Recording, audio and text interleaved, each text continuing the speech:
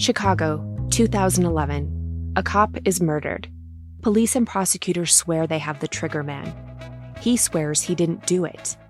How far will each side go to prove they're right? Like it's just one bombshell after another, where you're like, what? The story of a PlayStation, a brain-eating amoeba, and the relentless pursuit of justice. Off Duty, out now. Listen wherever you get your podcasts. This message comes from Jackson. Taxes aren't something you can only think about once a year.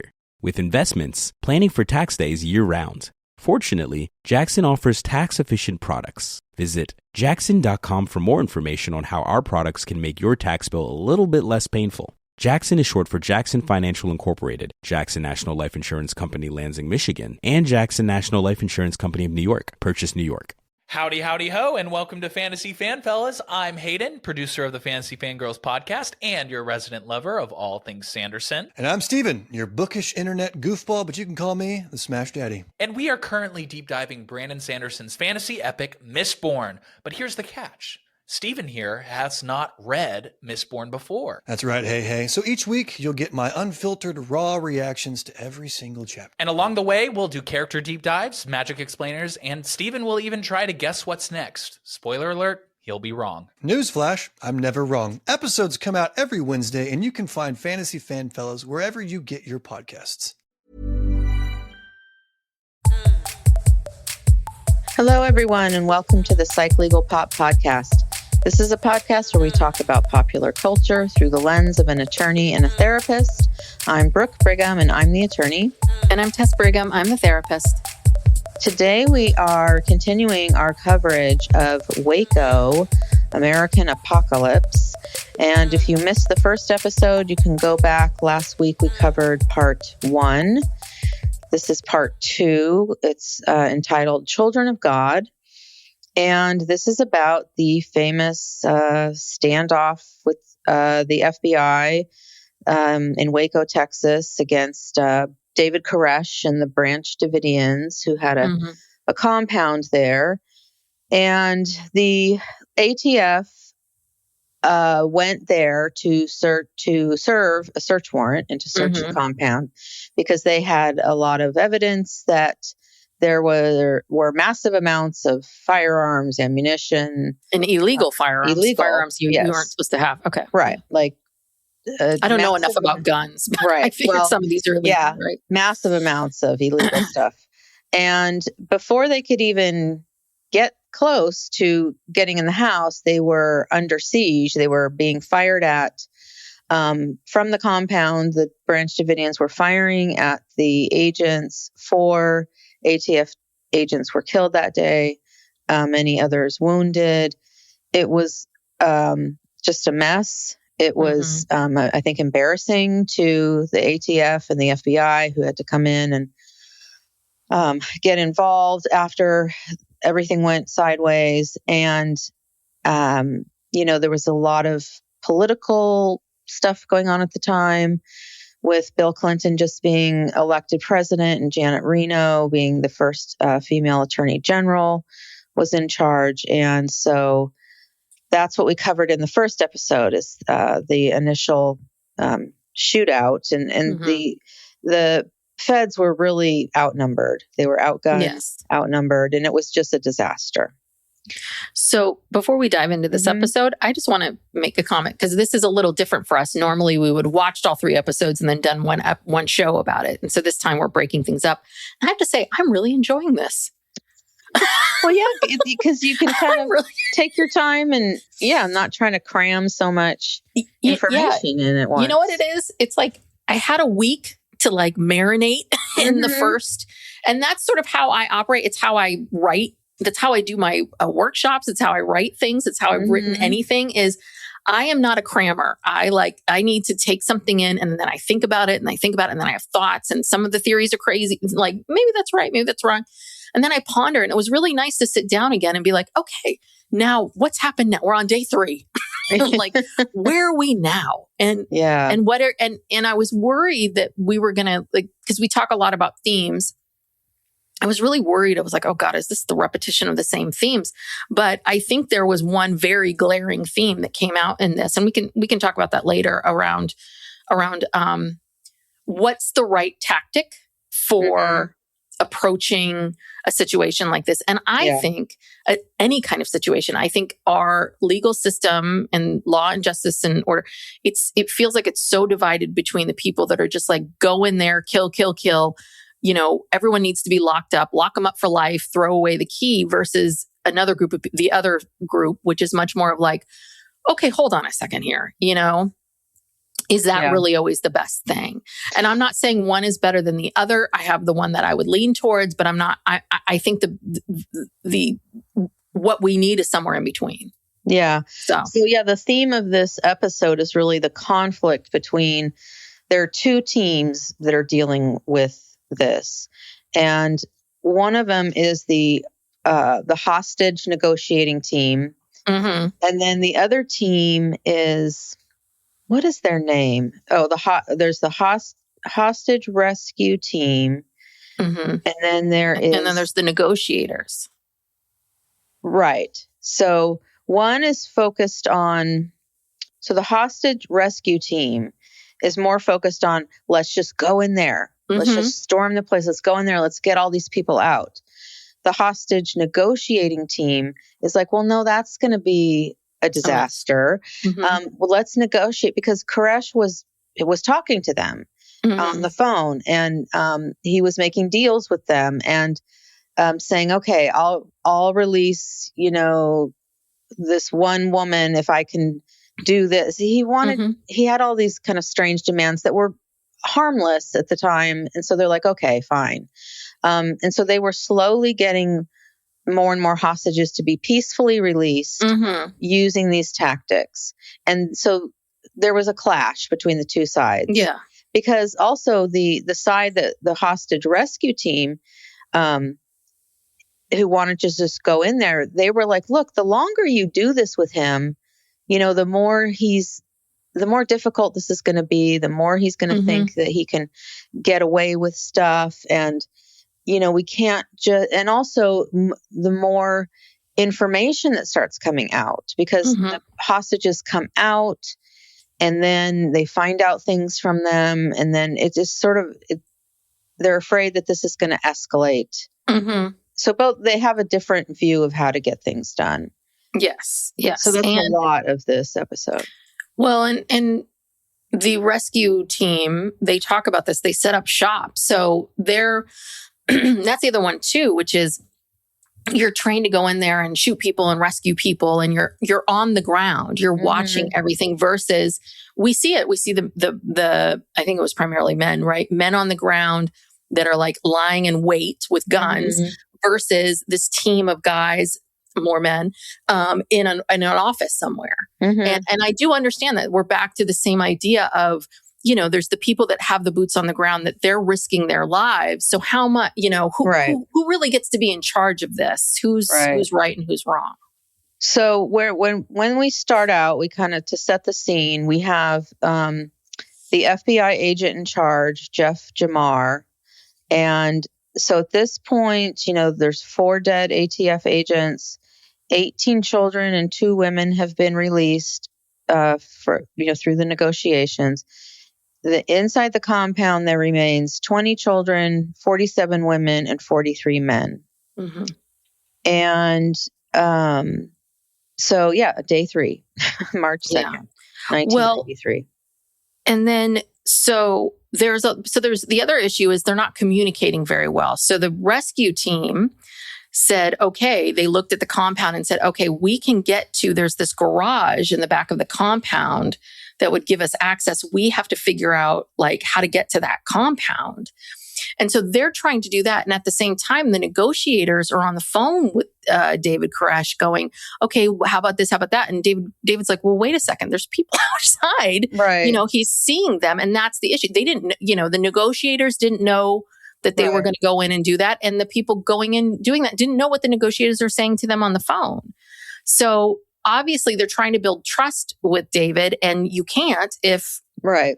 if he thinks you're lying. Yeah, they brought in those big Bradley fighting vehicles. Oh my God, those were huge. Huge tanks. And you're starting to try to surround the place with these tanks, but at the same time, you're trying to talk about negotiating hostage release. And it was kind of like the left hand didn't know what the right hand was doing. They were not communicating with each other. And, we meet this guy, Chris Whitcomb, who's the sniper for the FBI hostage rescue team. And he's like, look, these people, like, maybe you can negotiate the women and the children or whatever, but these men are not going to come out. They're not coming out of here. And so he was kind of impatient, and you could tell the whole time he was just like, come on, he wanted to just, I got to do my job. Yeah. He's trained for this. Yeah. But then they realized that, again, the Branch Davidians had these huge 50 caliber weapons that could basically destroy these Bradley vehicles. And they were just, they were just so heavily armed. It was really difficult, the closer they would get to the building and realize what was really happening. Can we talk about Kathy? Oh, sure. Oh God, Kathy. I really want to know where Kathy is today and what her mindset is. Because Kathy, we met her in the first episode. She had 3 children with her, and she was the one that basically kind of blindly followed. Mm-hmm. And she confirms that if the ATF or FBI came into the building, that they were required to all commit suicide. She was given a gun and told, like, start shooting people or shoot yourself. Or shoot the other people. So, and then there was talk of, is this when they start to talk about maybe negotiating to bring Kathy out? Mm-hmm. Right? Was this when they were negotiating to bring Kathy out? Well, let's see. That was, I think, later on. Okay, yeah. But she just, a little bit later. This is where she says, because the whole suicide thing was like, I'm not a person. I'm God's tool. Mm. So she was in deep. Yeah. Really deep.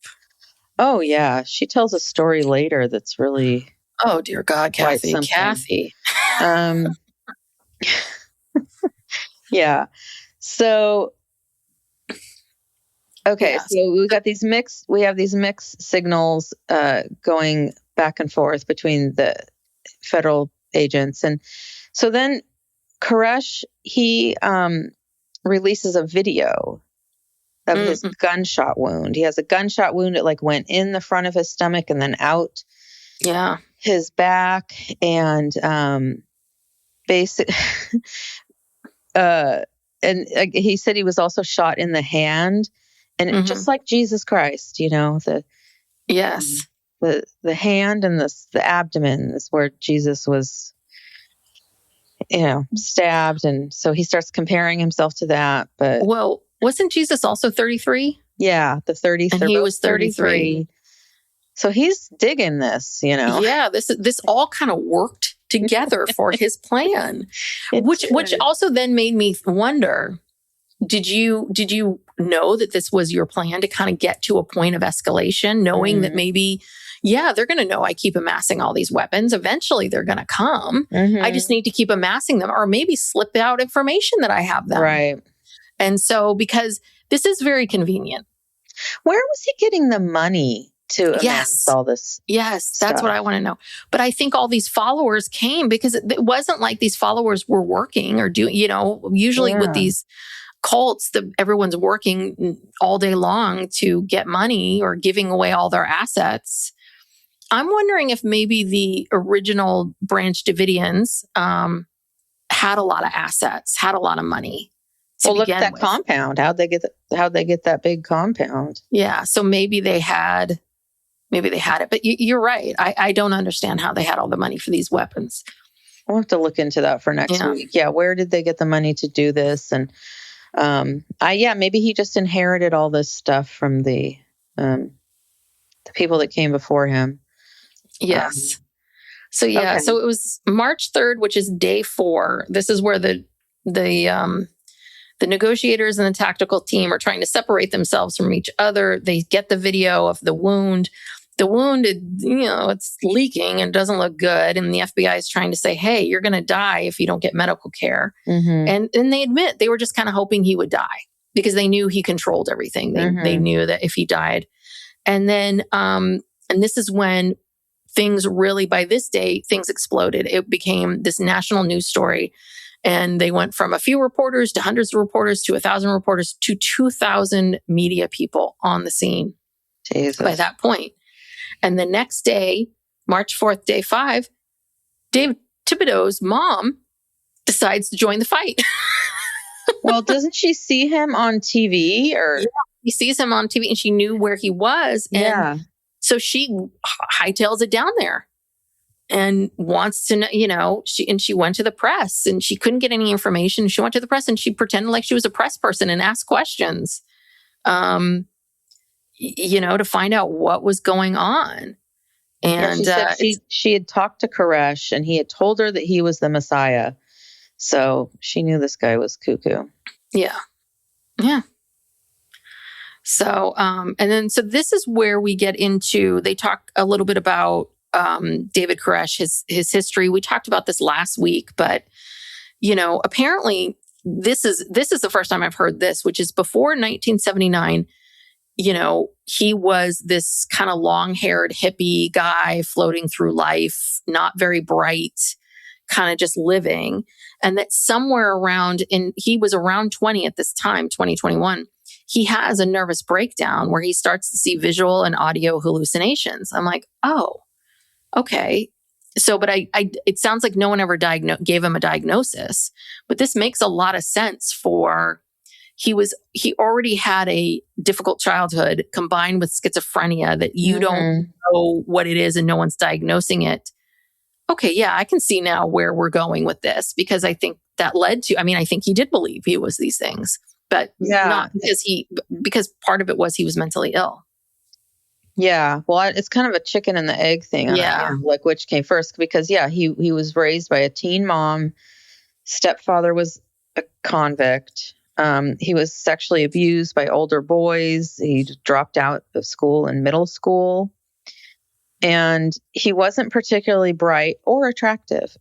Yes, he was goofy. And then he found the Branch Davidians. And so I'm not sure if that was before or after the nervous breakdown. I think it was after. Maybe. Yeah. Well, because this started, we talked a little bit about the then leader of the Branch Davidians were this Mr. and Mrs. Roden.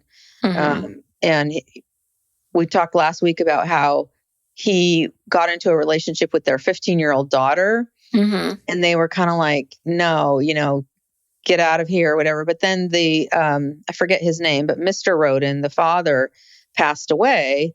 And then David seduced his widow, Lois, who was 50 years older than him. And that's what makes me wonder, maybe they had money and maybe she gave him, or he had access seems to like it.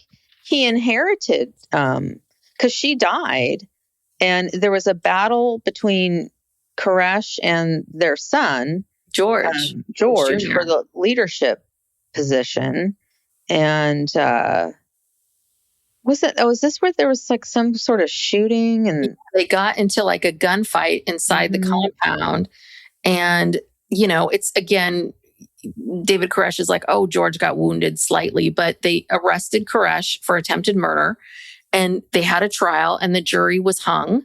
And so the charges were dropped. And again, it's like, this is how these people are just, they're not, what is that expression? Not born, but they're made. It's like, now he really thinks he's untouchable. Right.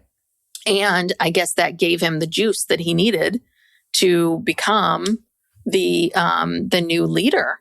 And in the 1980s, he introduced this new idea. It's called New Light.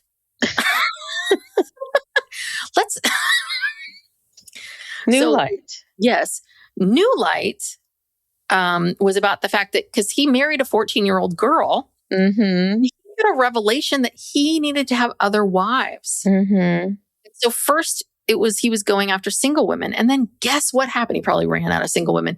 Guess what happened? He said, you know what? I had another revelation. I need to marry the wives that are in relationships and separate the relationships. Yeah. And this is when he started openly saying he believed that he was Christ. Mm-hmm. He, okay, now this, God, okay. Getting back to Kathy, poor Kathy. Oh, Kathy. I hope she's poor okay now. Kathy. Yeah, I hope you found something for yourself, Kathy, because this, or maybe this helps you sleep at night, because tell us what about Kathy. Okay. So, David used to have these Bible studies that would just go on and on and on into the night. And whichever women stayed the longest got to go back to his room and sleep with him. Mm-hmm. And so Kathy was one of these people. She held out. No, and that's the thing. I think that there were several women at the end of the night. Yeah. And I think Kathy was alone. not chosen a lot. But one night Kathy was chosen. One night she was chosen. And so, yeah, and she explained how it was this wonderful experience because she got to feel, I guess, by being penetrated by him, she got to feel God, or like for the first time, like she actually had God inside of her and was able to feel him. I mean, I can't imagine what that sex session was like, but. Well, she talks about she got to go to his room. I don't know if she'd ever been there before. It was like the sacred space. And she talks about the bed taking up like 4/5 of the room. And so, yeah, I mean, the whole thing, you're like, oh God, lady, but okay, you know. Yeah. Well, and meanwhile, you know, he's having sex with all these underage girls. And Kathy was a mother. She had like 3 little kids or something in the compound with her. And some of these girls were as young as 10, because in their belief system, girls come of age at 12. Yeah, I wrote down what Kathy said. Kathy, these are Kathy's words, which are: people think adult men having sex with underage girls is a crime. That could probably be very well true. However, these weren't underage girls, because you come of age at 12 in this religion. They were adults in our belief system. Well, that's convenient. I was like, yeah, that's super convenient. So in your belief system, which is David's belief system, you know, come on, like, Kathy, you don't have enough sense to see. That's the part that I have a hard time with. Again, if these were all just kids and teenagers and they didn't know any better, I could see that. But like, we're talking adults who had lived lives that you know, a 12-year-old really is an adult. Then if she's an adult, then why don't we let them vote? Yeah, why not? Well, yeah. And you know, this is something that David made up. This is not a Branch Davidian thing, because the Rodens, they were pissed when he came after their 15-year-old daughter. So they obviously didn't believe in all that crap. So at the same time, they're starting to uncover a bunch of stuff about David Koresh, and they find out that, I think this is how this timeline is, that Koresh and the Branch Davidians were interviewed for a current affair in Australia. So it must have just aired there. And it's revealed, and Koresh is very open about this, about him having sex with underage girls as young as 10, and how it was an honor to be married to him. And so all these stories are starting to come out, and the news reports are picking up on it. And then we hear a little bit from this girl, Heather Jones, who was David's niece, about how, like, she wasn't allowed to speak to her father. Like, she could not have a relationship with her father. David became like mom and dad to her. And then she was like spanked and paddled by him every day. Well, where were her parents? I don't understand that, because they showed the mom left. They showed a picture of her dad. So the mom left, I believe. And then once she left, he then separated her from her dad, and her dad was there. But again, the dad was so under the spell of, I can't talk to my daughter. That's wrong. It's bad. You know, that they, you know, the dad, I mean, again, it's the parents hook, line, and sinker. Mm-hmm. So Weird. yes, but it's the next day, March 5th, which is day 6, that Heather was released. Thank goodness she got out of there before. Yeah. And can I just say, there were 2 things about this story that drove me nuts. The first one was, as she's being told, yeah, pack up all your belongings to this life that you've only known. She's 9. Mm-hmm. Pack up all your stuff. And I'm going to put you out there. There's a bunch of people just with guns outside. And she talks about how, like, he says to her, Koresh says to her, okay, well, smile.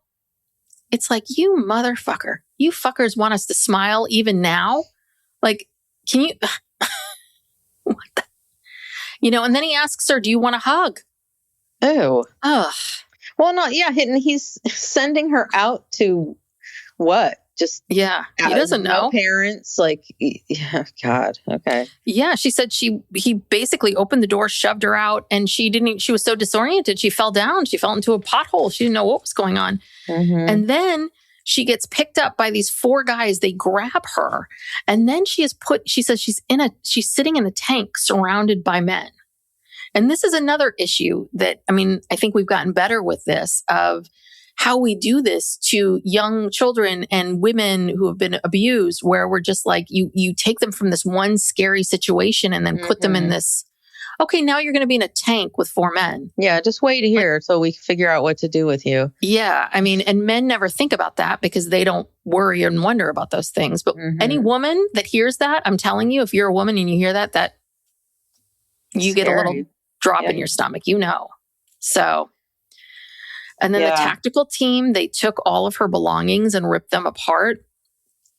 Again, I understand that they were fearful that there was a grenade or bomb. They need to look at her stuff, but you didn't need to. But basically, they treated her like she was David, like that she caused all this, like she's a criminal. Mm-hmm. Yeah. So, the next thing I have, I don't know what happened to day 8, but I put day 9. Oh, you got to day 9? Well, I have day 7 and then I go to day 9. Day 7 was the day I thought where the guy saw the rifle sticking out of the firing port. Yeah, the Branch Davidians were aiming their sniper guns at the agents. Mm-hmm. So I guess they're just we're having a standoff here. Yeah, and there was something about the communications because, I guess the snipers then tell the negotiators? The negotiators told David, and then David denies it, and then they see the gun being pulled back in. Mm-hmm. Yeah. So again, this tactical team is even angrier because they feel like things are a breakdown. Okay, now I have day 9. Okay. I don't know what happened day 8. It was a slow day. I didn't write down like every single day. Mm-hmm. I think it's just like if something actually happened. And Psych Legal Pop will be right back after these messages. Chicago, 2011. A cop is murdered. Police and prosecutors swear they have the trigger man. He swears he didn't do it. How far will each side go to prove they're right? Like it's just one bombshell after another, where you're like, what? The story of a PlayStation, a brain-eating amoeba, and the relentless pursuit of justice. Off Duty, out now. Listen wherever you get your podcasts.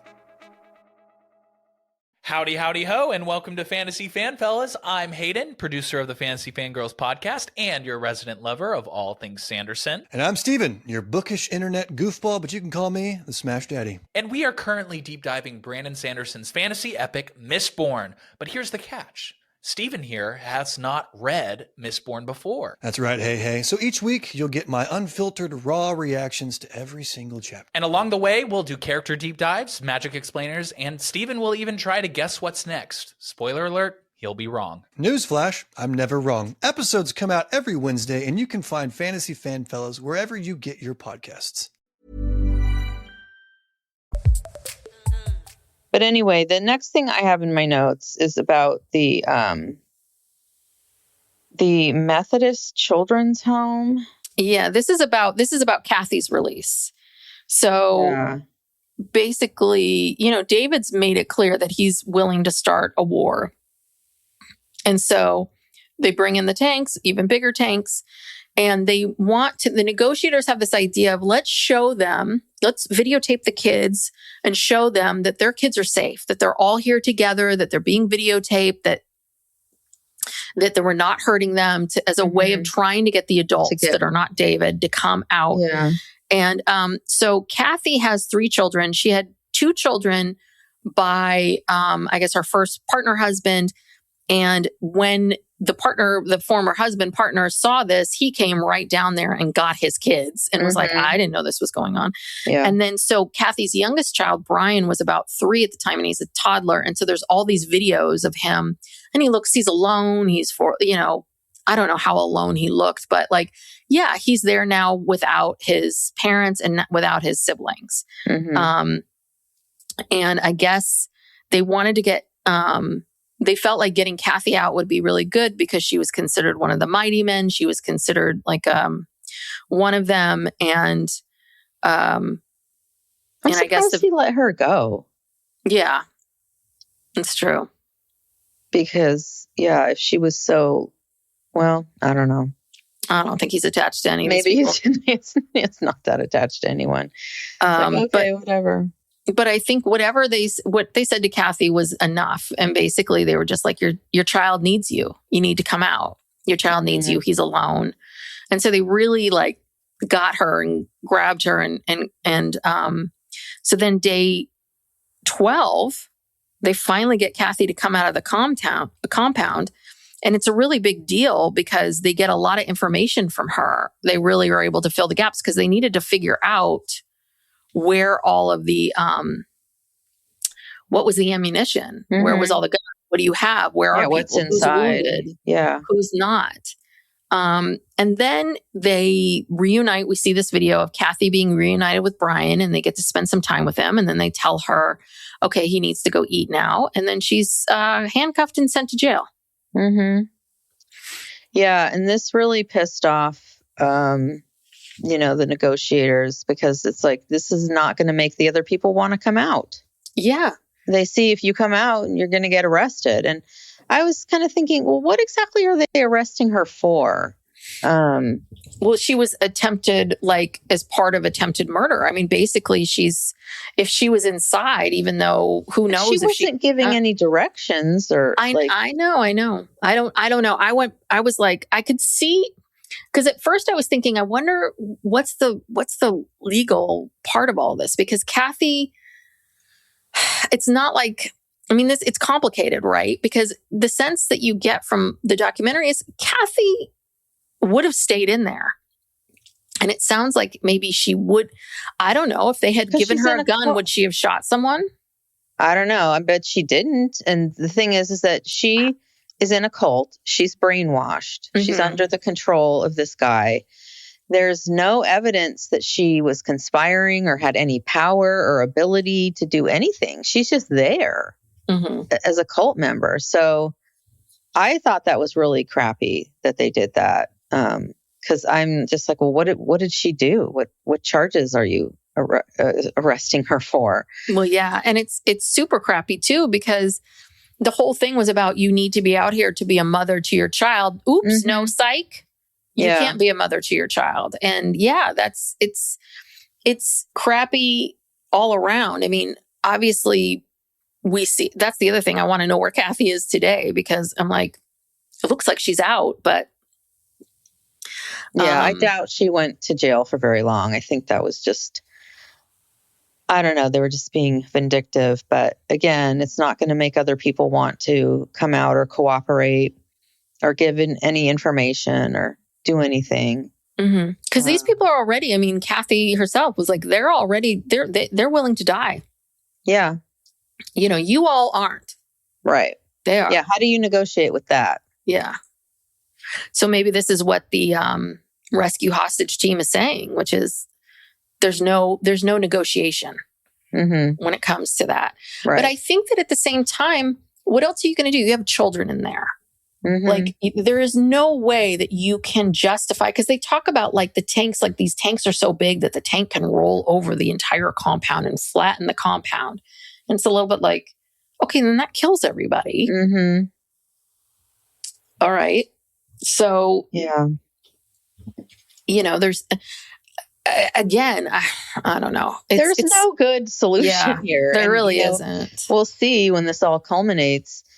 There is no good solution because, you have people who are willing to die for this crazy guy. And you have, then they're heavily armed. And this is really, it's, I don't think there's any way to win here. No.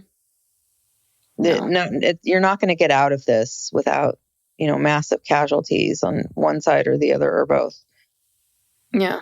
So, then they have our sniper friend talking about at one point he had a clear shot at Koresh.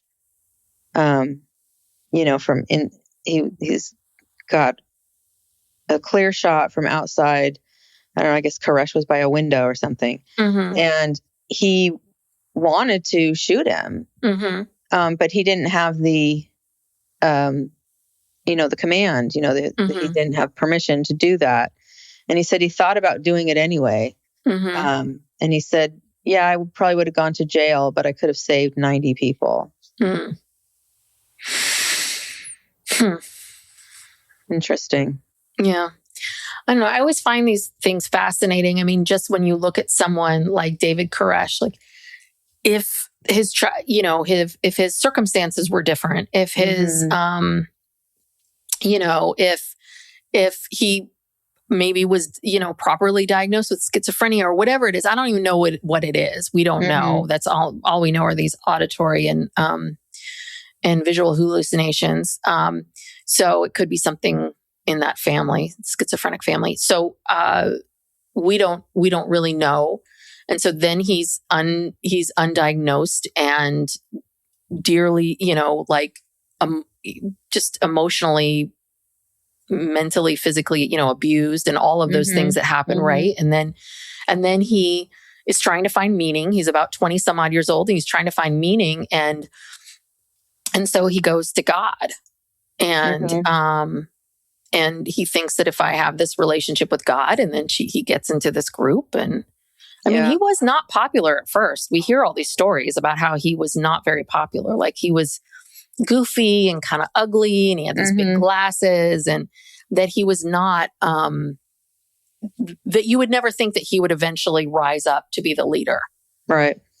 But he had enough sense. Like, here's the other part of it too, is he had enough sense to seduce Lois. Like he knew what he was doing there. He knew he was trying to move his way up. So there's this other part of me that kind of feels like, I feel for the circumstances of your life. I feel for how, what all the challenges that you've had, but it also seems like you still kind of know, like you're trying to amass power. And this isn't like God took me over and had me do this. It's like, how do I get power? Let me seduce the woman in charge. Yeah. I mean, but I wonder, because they don't portray him as being really that bright. Yeah. So, how do you, or how did he know that, if I do this, then this is going to lead to this. And this is, my ticket. I should be doing this. I don't know. It's interesting because, with these cult leaders, I keep thinking about Jim Jones. And, that's who I keep thinking about too. Yeah. Like there's a lot of similarities, I think. And, it's always like a pretty horrific childhood. And then, figuring out some way to get people to like you, to get women to sleep with you. I don't know. So, it's like thinking. Yeah, these cult leaders are always obsessed with women sleeping with them. Yeah. I think that's really I think it's the power, but is that, to get the girl? Yeah, it's always a big part of it. And yeah, it's almost like if they do something and they get away with it, then then it just feeds off itself and it just gets more and more. And, that's the thing. There's so many people. This is, the sad part is there's so many people who are looking for love, acceptance, community, family, that they're willing to overlook a lot, to be part of these communities. And that's sad to me. And it's also, it's sad that, I don't know how to explain it, but.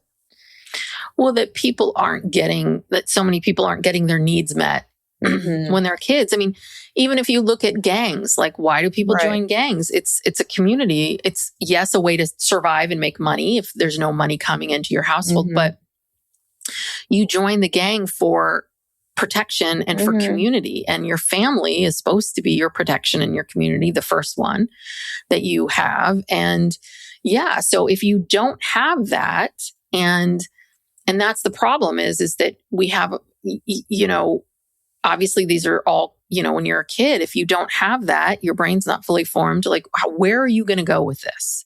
Right. How is this all going to land with you? How are you going to react to things? I think with Koresh too, I think him getting away with that first shooting, I think, and maybe he got away with some other things too. But I also think that he was, I think there's something about when you're spouting so much of this Bible, I think he's just reading a lot of the Bible over and over again and not maybe interpreting it in different ways. But I think that if you read that over and over again and interpret it and say it, like, at some point you start to believe it. And I think that's somewhere of that piece of it. Like, I do think there's a break where it's like, no, I am God. I am. Yeah. Because I've been repeating it to people so often. Well, and it's also like the mental illness part of it is, it's like, it's hard enough to just exist in this world without having mental illness. And then you put mental illness on top of that. And it's like, he just found, he kind of had this hole that he just found something to fill that hole. And it worked. And sure, a lot of people try this and it doesn't work, but then when it works, it works. And then, then there's no stopping you because you're like, I did it. Like, I cracked the code here.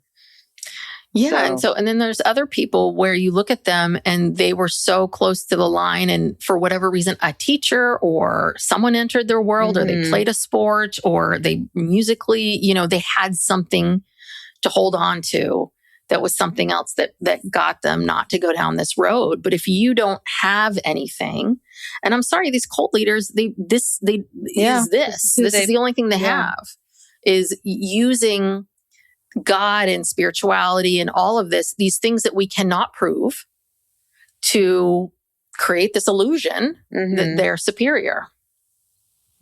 Yeah. Yeah. And then you have other broken people who Kathy just fall right into it. Yeah. Oh God, well, Kathy. I mean, in the next episode, we find out where Kathy is. I mean, she's in this documentary, but hopefully we'll find out where she is today. She must be okay if she's able to participate in this. Yeah, it's just such a heartbreaking story of like, oh God, like, you wait around for this guy, and then this one time, and you have to hold your hat to it. Like, it's almost like you have to make it a big deal in order for it to be okay with you. It has to feel like God had sex with you in order for you to explain. Right. Well, and that's the thing. Like, I can understand why these single mothers, I get that how they fall into this, but like this guy, Thibodeau, what is his name?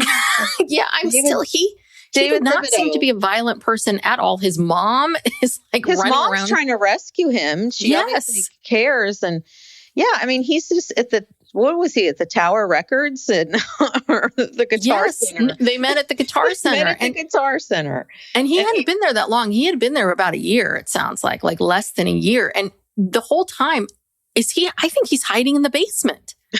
Like, I don't think he ever picks up a gun. I think he's hiding in the basement. And it's a little bit like, well, what did you think was going to happen? I mean, I'm sure they talked about the war and the Great Coming and suicide. I mean, did you think it was just theory? Like, oh, well, maybe that's not going to happen. Yeah. I don't know. Yeah, that he's an interesting one because we're not really getting like, okay, you were searching for something, but where were you the whole time? How did you feel?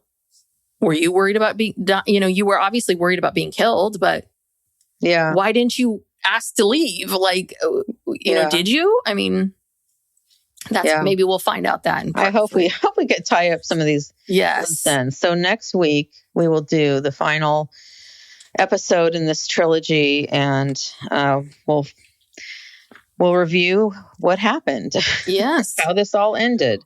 Well, we ended at day 9 and we got to make it to 51. So I think we're really going to speed through some days here. Speed through. Yeah. God, I can't believe that 51 days. That seems like I really want to know. I mean, there's tension between the two, the tactical team and then the hostage team. I mean, well, I don't understand with that wound going. I mean, he kind of, Koresh lucked out because it went right through. So the bullet wasn't there and it went in his side. So it sounds like it didn't hit any vital organs. Mm-hmm. So I can see how he could stay alive. He's in pain and it's not good. But like, can you really stay alive 51 days? I mean, the FBI was saying you're going to get blood, you're going to get an infection in your blood. I mean, right? Eventually, I would think that's like almost 2 months. Like, how could you survive? No, maybe he is God. Just kidding. Or maybe, I don't know. Maybe he was downplaying it. Maybe they had some first medical aid or something. Yeah, or maybe someone was a nurse or a doctor. Maybe someone. Yeah. Maybe they did. Maybe they would have been smart if they did medical training as part of all of this when they were massing the guns. Maybe they were doing that too. Yeah, he wasn't bleeding out. I mean, you see the wound; it's like just like an open hole. There's no blood coming out. But no, things were starting to seep out. I mean, it's not. Again, they would have to keep that very, very clean and sterile. So they must have. I mean, I guess I'm answering my own question. They must have managed to keep that. And then his hand, I don't know where they hit his hand. Maybe that went right through too. I don't know. Anywho. Okay. All right. Well, we'll find out more next week. Join us next week for part 3. And thank you for listening. If you enjoy our podcast, we also have a Patreon that you can go to if you want more content. We do a weekly bonus episode for our lower tier, and you also get all of the regular shows ad-free. And then we have a second tier where you get all of that plus a monthly true crime bonus episode. This month we are doing the story of Centoya Brown. And we also do a monthly Ask Us Anything episode. And you can also find us on social media. And what else? Am I missing anything? Oh, if you want to support the podcast in general, you can subscribe to the podcast so you can have it automatically downloaded every time we put out an episode. You can also leave us a 5-star rating and review. And just spread the word. If you like this podcast, share it with a friend. Let people know. Yeah. Thank you so much. Thanks for joining us. See you next time. Bye.